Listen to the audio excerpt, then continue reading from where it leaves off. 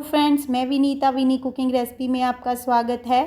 Friends, मेरी friend जो है वो राजस्थान से है, तो उसने मुझे अपने घर पे डिनर के लिए बुलाया। तो उसने कहा कि मैं दाल बाटी चूरमा बनाऊंगी, क्योंकि जो वो मेरा बहुत ही फेवरेट है। तो मैंने उसको बोला कि आपकी ये रेसिपी मैं अपने चैनल पर शेयर करूंगी, तो आप मुझे मेरे सामने ये रेसिपी बनाना। तो वही रेसिपी मैं आज आपके सामने शेयर कर रही हूँ। तो उन्होंने सबसे पहले आटा लिया, गेहूं का आटा। उसमें 2 कप बड़े कप उन्होंने लिया है और उसमें 4 चम्मच बेसन के ऐड करे हैं, 1 चम्मच हल्दी का, और नमक जो है उन्होंने स्वादानुसार कम से कम 3 टेबल स्पून डाला है। और इसमें ये डाल रहे हैं साबुत धनिया, जो हाथ के ऊपर उन्होंने मसल के डाला हुआ है, थोड़ा सा क्रश करके। और साथ में डाली सौंफ 1 चम्मच, और साथ में डाला उन्होंने अजवाइन। अजवाइन, सौंफ और ये जितने भी मसाले हैं, इसको हाथ पे क्रश करने से इनकी जो फ्रेगनेंस होती है ना, वो बनी रहती है। तो ये सब इन्होंने इसके अंदर मिक्स कर लिया है। देसी घी में बनाया, फुल देसी घी डाला इन्होंने दाल बाटी चूरमा में। वो कहते हैं कि राजस्थान के अंदर हमारे जब तक ये बाटी को जब तक घी के अंदर अच्छे से डिप ना किया जाए, तो वो उसका मज़ा ही नहीं आता है। तो उन्होंने बाकी जो देसी घी था, इनके घर के बना हुआ, गांव का बना हुआ देसी घी है, उन्होंने मेल्ट होने के लिए रख लिया। तो इसमें इन्होंने 3 से 4 चम्मच देसी घी के डाले हैं, जो पहले ही ऑलरेडी मेल्ट करके रखा हुआ था। इसको ये आटे के अंदर अच्छे से मिक्स कर रहे हैं, और इसको अच्छे से पूरे आटे के अंदर घी को अच्छे से मिक्स कर लेना है। और जब आप इसकी इस तरह से एक हल्की सी मुट्ठी सी बननी चाहिए आटे की, बहुत ज़्यादा नहीं, बस थोड़ी सी। फिर धीरे धीरे थोड़ा थोड़ा पानी डालते हुए हम इसका थोड़ा सा टाइट डो लगा लेंगे। जैसे हम पूरी का आटा लगाते हैं ना, वैसे ही हमने इसका एक डो बना लेना है। और इसको थोड़ा थोड़ा पानी डालते हुए ही अच्छे से गूंथते हुए बनाएंगे। मुझे उनके घर पे जाके बड़ा ही मज़ा आया, और मेरे को ये दाल बाटी चूरमा राजस्थान का बहुत ही टेस्टी लगता है। जब भी हम सालासर जाते हैं तो वहाँ रास्ते में हम इस ज़रूर खा के आते हैं, लेकिन आज तो मुझे यहीं अपने घर पे ही खाने को लिए मिल गया। तो ये देखिए, इस तरह से इसको अच्छे से मसल मसल के आटे को गूंद के लगाना है, ताकि जो बाटियाँ हैं वो बहुत अच्छी बने। लेकिन आटा जो है ना, वो थोड़ा टाइट लगना चाहिए, जैसे हम पूरी का आटा लगाते हैं। इसको थोड़ा रेस्ट होने के लिए रख देते हैं। तब तक हम अगली तैयारी कर लेते हैं चूरमे की। चूरमे के लिए उन्होंने भी इसी तरह से 2 बड़े कप गेहूं का आटा लिया है, और इसमें ये घी डालेंगे। घी हमने इतना डालना है कि पूरी आटे की जो मुट्ठी सी बन के रेडी हो जाए। तो इन्होंने 2 कप के अंदर कम से कम 4 बड़े चम्मच देसी घी लिया है। इसको भी इसी तरह से हम अच्छे से मिक्स करेंगे, और कोई भी चीज़ आटे के अंदर मिक्स नहीं करनी है, सिर्फ घी ही मिक्स करना है। और ये देखिए, आपको बना के दिखाएंगे। ये देखिए, इस तरह से इसकी मुट्ठी बननी चाहिए आटे की।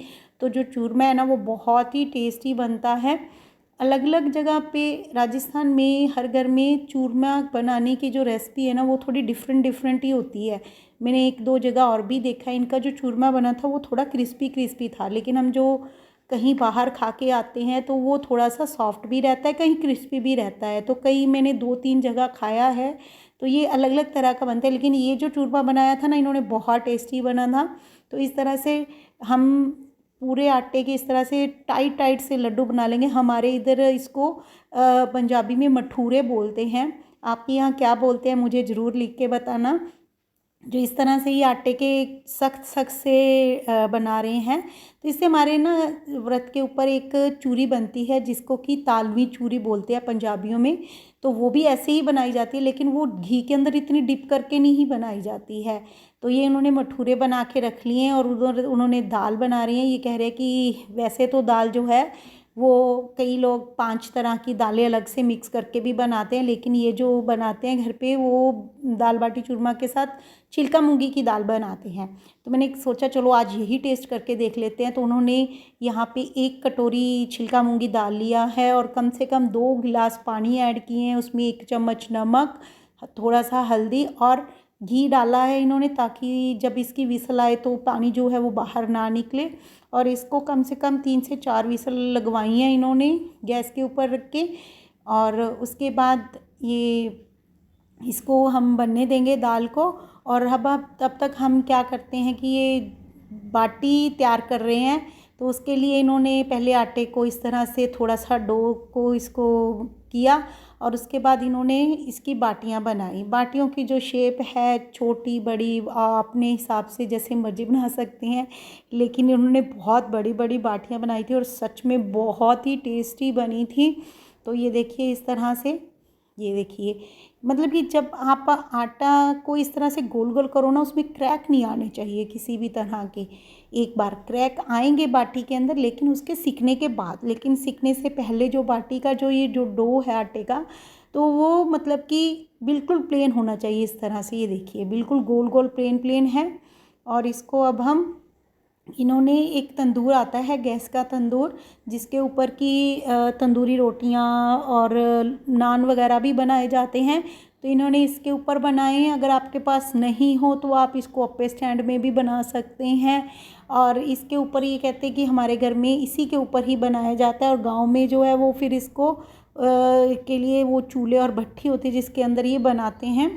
तो ये इस तरह से इन्होंने सारी बाटियां रख दी हैं, कम से कम 6 से 7 बाटियां बनी हैं। और इस तरह से आंच जो है गैस की वो इन्होंने मीडियम रखी है, ना ही तेज़ रखी है ना ही स्लो रखी है, बिल्कुल मीडियम आंच के ऊपर इन बाटियों को सिकने के लिए रखा है। और इन्होंने इसको बंद कर दिया है। धीरे धीरे थोड़ी थोड़ी देर बाद 5-5 मिनट बाद ये उसकी साइड जो है वो चेंज करते रहेंगे, ताकि बाटियां जो है वो हर जगह से अच्छे से सिक जाएं। अब हम चूरमा तैयार करने जा रहे हैं। चूरमे के लिए इन्होंने देसी घी लिया है। आज तो पूरा देसी घी में नहाई हुई दाल बाटी चूरमा रहेगा। तो पूरा देसी घी, गांव का देसी घी, शुद्ध देसी घी है। और इसमें बिल्कुल इनको जो हमने मठूरे बनाए थे आटे के, वो इसमें डाल के उनको तब तक पकाएंगे जब तक कि ये क्रिस्पी ना हो जाए। और बीच बीच में इनको हम हिलाते भी रहेंगे, ताकि ये ना हो कि कहीं एक जगह से ज़्यादा सिक जाएं और एक जगह से कम रह जाएं। तो इनको हिलाते हुए दोनों तरफ से अच्छे से सेकेंगे, और ये दोनों तरफ से अच्छे से क्रिस्पी हो जाएंगे, तो कुरकुरे हो जाएंगे, तो हमारा जो चूरमा है बहुत ही क्रिस्पी बनेगा।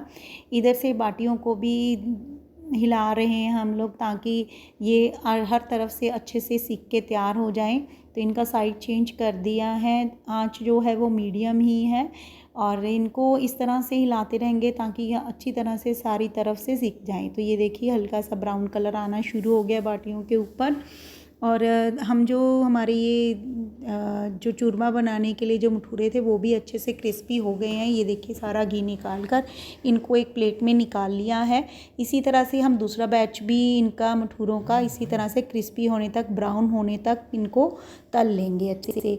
और तलने के बाद हल्का सा ठंडा होने के बाद इनको इस तरह से तोड़ लेंगे, ताकि हम इसको मिक्सी जार में डालकर इसका एक चूरमा तैयार कर सकें। ये भी 2 बैच में ही जाएगा, तो ज़्यादा नहीं, दरदरा ही रखना है, उससे चूरमा बहुत अच्छा लगता है।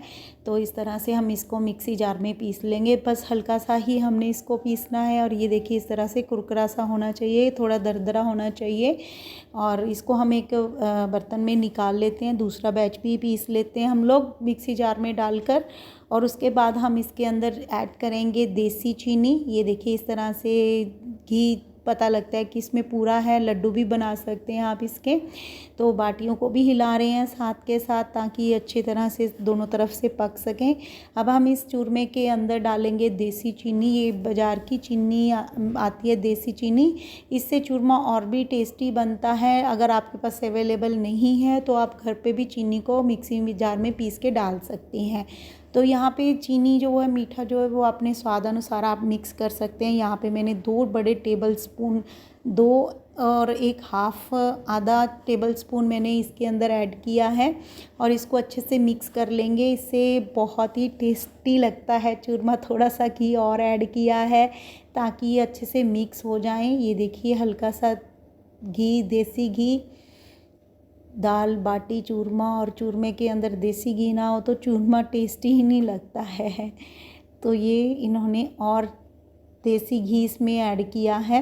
आप अपने अकॉर्डिंग कम या ज़्यादा इसको कर सकते हैं। तो तभी तो इसके जो लड्डू हैं वो बन पाएंगे ना। तो इस तरह से इसको अच्छे से आप मिक्स कर लीजिए। नहीं तो आप इसको ऐसे भी डिब्बे में भर के रख सकते हैं। जब आप खाएं तो इसमें हल्का सा गरम घी डाल के इसको सर्व कर सकते हैं। और ये देखिए इस तरह से घी डालने के बाद इसके लड्डू बन जाएंगे। आप चाहो तो इस चूरमे के इस तरह से लड्डू भी बना के रख सकते हो। अगर आपको इसकी चूरी पसंद है तो आप इसको ऐसे ही खा सकते हो। तो दोनों तरह की रख लिए है बना के हमने। अब हम दाल को तड़का लगाएंगे। उसके लिए पैन में इन्होंने डाला है तेल और एक प्याज, टमाटर, अदरक, लहसुन, हरी मिर्च ली है।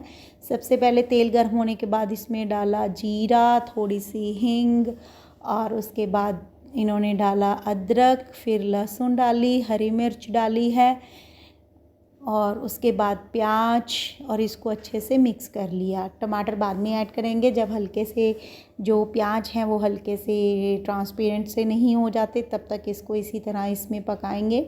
आप जैसे दाल को खुद फ्राई करते वैसे ही डाल सकते हैं, बस आपने ज़्यादा ही हींग का आपने इसमें छौंक देना है। हींग ज़रूर डालनी है जिससे दाल और भी टेस्टी लगती है।